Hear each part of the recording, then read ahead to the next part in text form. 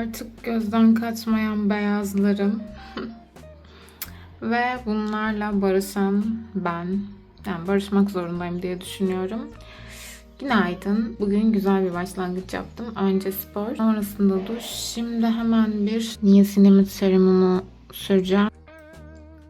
Cildim resmen kurumak için yer arıyor. Bir şey olsa da kurusam diye bekliyor. O yüzden de öncelikle saçımı kurutuyorum. Sonra nemlendirici ürünler kullanıyorum. Bunun tam tersini yaparsam saçımı kuruturken cildim tekrar kuruyor. Çünkü dediğim gibi benim cildim kurumaya yer arıyor. Gerçekten çok fenayız. Ve bu o kadar büyük problemlere yol açıyor ki burun üstü soyulmalar deseniz var. Kırışıklık daha fazla yapıyor.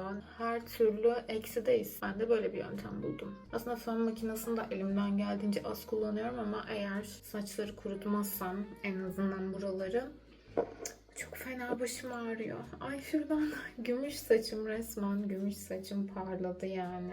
Çok gümüşüz bugün. Neyse. Olsun ya. Ben alıştım. Siz de alışırsınız bence.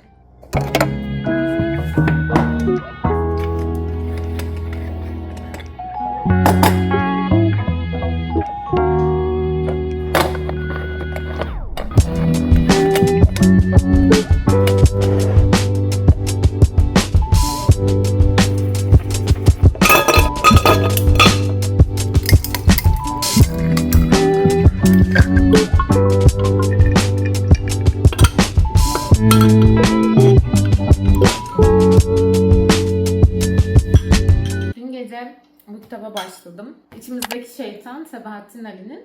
İsmi böyle bana çok çekici gelmedi ama uzun zamandan beri Türk yazar okumuyordum ve gerçekten okumak istiyordum açıkçası. Başlarda böyle sıkıcı falan başladı gibiydi.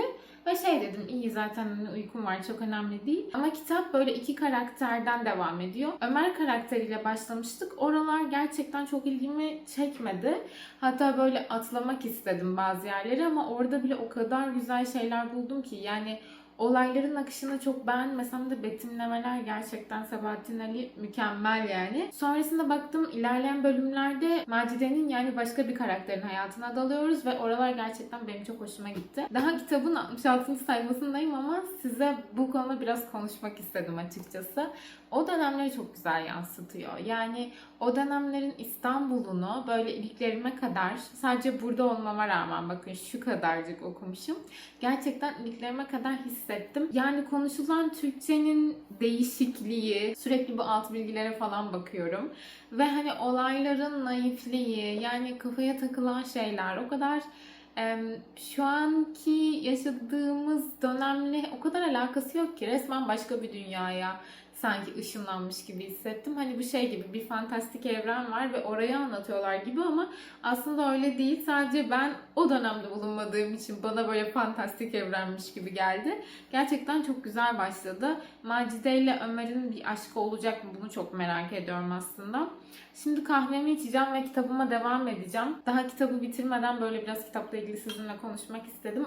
Bu arada geçen neyi fark ettim? Hemen size de söylemeliyim. Bu tişörtüm ben evlilik bir tişört ve yıllardır giyiyorum. Harper's Bazaar'ın bir tişört yani tema o gördüğünüz gibi retro stil. Ve bu tişörtleri ablam 2 tane almıştı beyazı ve siyahı olarak. Siyahının da beyazı bende. Ama ben bunun alındığı seneler Harper's Bazaar ne bilmiyorum bu arada. Ama tabii ki modaya falan ilgim başladıkça öğrendim sonrasında ve tişörtü daha bir sevmeye başladım. Son 1-2 senedir tişörtü bayağı seviyorum. Evde bile olsa hani dikkatli ve az kullanmaya çalışıyorum hatta. Biraz araştırdığımda şunu fark ettim. 12 yıldan beri hayatımızdaymış 2014 tasarımı ve 12 yıldan beri gerçekten koruyabilmişiz. Gerçekten ablamı ve kendimi tebrik ediyorum. Yani mükemmel bir iş çıkartmışız bu tişörtü koruma konusunda. Nereye gitsek bize geldi çünkü. Gerçekten kaç ev değiştirmiştir yani bu tişört. 1927'nin gerçekten Ocak ayının Harper's kapak tasarımıymış bu. O yüzden de çok acayip böyle mutlu oldum.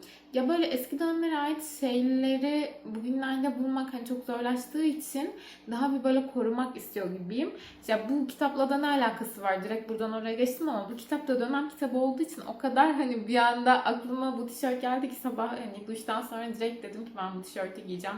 Evet biliyorum biri İstanbul yani Türkiye'nin bir zamanlarının İstanbul'u. Biri de şimdi bahsettiğim kişi Fransız yani aslında Rus asıllı bir Fransız tasarımcının yaptığı bir kapak. Belki arada hiçbir ilişki yok ama benim için o zamanlara gittiğimde çok müthiş bir ilişki var. Değişik biliyorum ama öyle. Şimdi ben biraz kitap okuyacağım. Çünkü çok güzel bir yerde kaldık. Yani Ömer'le Macide'nin sabah karşılaşmaları ve Ömer'in Macide'ye ne diyeceğini çok merak ediyorum. Dün gece çünkü onun hayaliyle uyudu.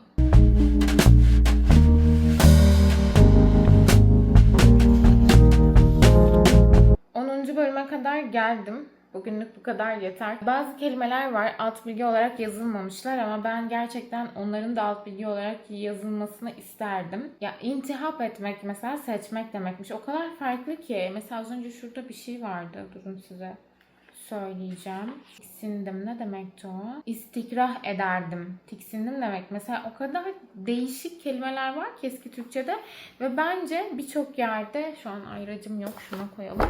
Bence birçok yerde gerçekten alt bilgi istiyormuş. Çünkü anlamak gerçekten zor oluyor. Cümlenin gidişatından tabii ki çıkarttım ama yine de emin emin okumak isterdim. Ama kitap çok tatlı. Yani bence nostalji bir şekilde ilerliyor şu an benim için. Ha bir de bazı çıkarımlar vardı. Onlar çok hoşuma gitmişti. Şurada bir ufak bir şey okuyacağım size. Kitabın başlarındaydı bu. Dünyaya nihalet etmeye geldiğimiz sualine o da cevap veremedi. Yaratmak zevkinden hayatın bizatihi bir hikmet olduğu hakikatinden dem vurdu. Fakat çürük. Ne yaratacaksın? Yaratmak yoktan var etmektir. En akıllımızın kafası bile bizden evvelkilerin depo ettiği bir sürü bilgi ve tecrübenin ambarı olmaktan ileri geçemez. Ya bu çıkarım gerçekten çok hoşuma gitti. Şöyle düşündüm. En akıllımız bile bir öncekinin edindiği bilgilere ihtiyaç duyuyor ve bunlar ışığında gerçekten hayata başlıyor. Yani eğer sana öğretilmiş bir gerçeklik bir şey yoksa ve sen tek başına başlıyorsan zaten bu senin birçok soru sormana ve daha yaratıcı bir beyne sahip olmana yarıyor bence. Ya bu bir şekilde bize öğretiliyor. Daha önce bir tane kitap okumuştum. O kitabı da sizinle paylaşmıştım. Tam adını söylemek istiyorum ama kitaplığımda değil galiba şu anda. 4 anlaşma olması lazım. Evet 4 anlaşma şu an göremedim ama o kitapta da böyle bir şeyden bahsediyordu. Yani biz doğduğumuz anda bize bazı şeyler böyle bir kontrat gibi hani anlaşma gibi kabul ettirilir ve imzalatılır. Ve biz bu doğrulukların üzerine devam ederiz hayata diye. O yüzden bu anlaşmaları yırtıp tekrardan kendi doğrultumuzda kendimize uygun şekilde başka bir anlaşma yapmaya mesela bizi iten bir kitapta o da. O yüzden burada söylenen şeyle o kitaptaki o kısım o kadar çok bağdaştı ki benim kafamda bir anda. Gerçekten bazı kitaplar var ve o bir cümlede almanız gereken şeyi size veriyor ve fazlasıyla katkıda bulunuyor hayatınıza. Bu kitapta da öyle güzel çıkarımlar olacağını düşünüyorum ilerleyen sayfalarda da. Bence bittiğinde oturup konuşalım. Hatta bence eğer şansınız varsa siz de alın bu kitabı. Birlikte okumuş oluruz. Sonrasında da birlikte değerlendiririz. Kitap üzerine böyle kritik yaparız. Sorularınız varsa onları falan da sorabilirsiniz. Siz ne düşündüğünüzü de yazabilirsiniz. Bazı bölümler çünkü bence çok açık. Hani konuşmaya, tartışmaya. Kayınvalideciğim uğradı ve bakın ne getirdi. Kocaman lazanya. Bu bize kaç gün yeter biliyor musunuz? Hani ne siz sorun ne ben söyleyeyim ama daha sıcacık. O yüzden zaten bir şeyler yiyecektim öğlen için bunu yemeye karar verdim. Gerçekten lazanyayı çok iyi yapıyor arkadaşlar.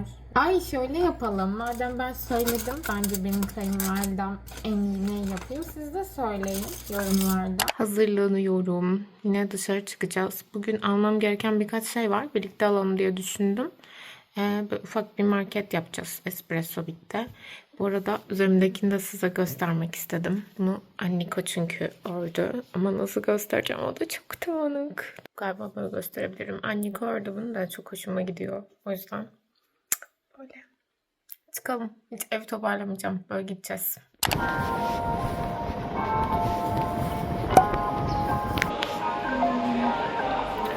Termik borsa alacağız. Çanta.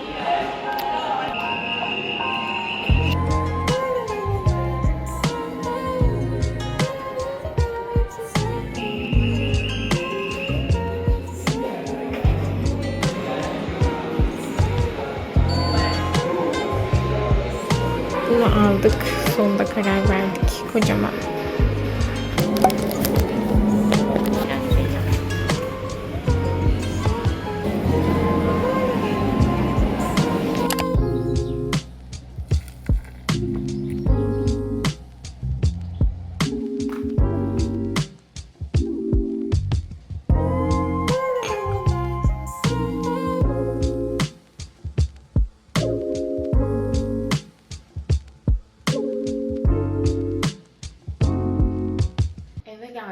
akşam yemeğimizi yedik. Bulaşıkları falan bitirdim.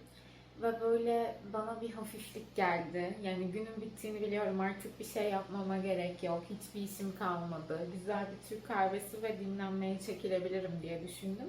Fabio şu anda Luna'nın yemeğini yediriyor. Eğer beklemezsek maalesef yemiyor çünkü. İkimizden birinin beklemesi ve daha çok Fabio'nun beklemesi lazım. Ben olduğumda böyle çok açsa yiyor. Fabio olduğunda mutlaka yiyor. Ben de o süreçte kitapta birkaç yer düzeltecektim. Bugün pek bir şey yazamadım. O yüzden biraz hani edit kısmı ile ilgileneyim kitabın diye düşündüm. Onları hallediyorum bir yandan. Bir yandan yorgunluk kahvemi içiyorum. Gerçekten çok seviyorum günün bu anını. Her şeyin bittiği böyle benim artık köşeme çekildiğim ve gündüz kahvesi değil de bu böyle hani hava kararmadan önceki son bir saate yetişen bir kahve var, tamam mı? Hani gündüz içememişsindir ve hani o anı sıkıştırmışsındır. İşte tam olarak o kahve daha bir lezzetli geliyor bana. Bugün de sizinle birlikte içmiş olayım bu kahveyi dedim. İzlediğiniz için teşekkür ediyorum. Eğer İtalya'da yaşayan bir Türk'ün sıradan hayatını merak ediyorsanız, çünkü gerçekten oldukça sıradan bir hayatım var. Aslında takip edilesi, izlenesi bir hayat mı diye sorguluyorum değil, ama herkes kendi hayatında bir şekilde yaşıyor. Çok olağanüstü olmasa da. Benimkisi de böyle bir hayat. Sakin, sıradan, böyle yavaş bir hayat. Çünkü gerçekten yavaş akıyor. İnsanların bir günde yaptığı şeyleri ben böyle 2-3 haftada yapıyorum. O yüzden günlük bir şey çektiğim zaman size birçok şey göremiyorsunuz yani. Gerçekten yavaş ve sıradan bir hayatım var. Yine de eğer ilginizi çektiyse mutlaka abone olmayı unutmayın. Kendinize çok iyi bakın. Başka bir videoda o zaman görüşürüz.